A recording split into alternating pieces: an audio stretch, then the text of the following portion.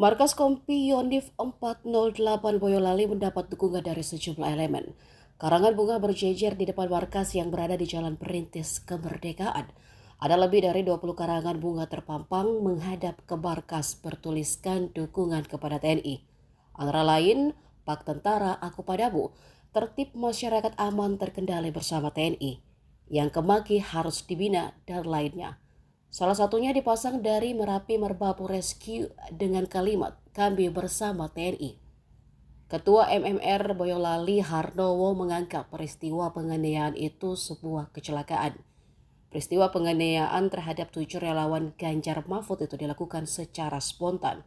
Ia lantas mengatakan, jika anggota TNI juga manusia yang memiliki emosi. Dia menduga jika konvoi kendaraan bersuara bising itu melintasi jalan kampung padat penduduk, warga juga akan geram.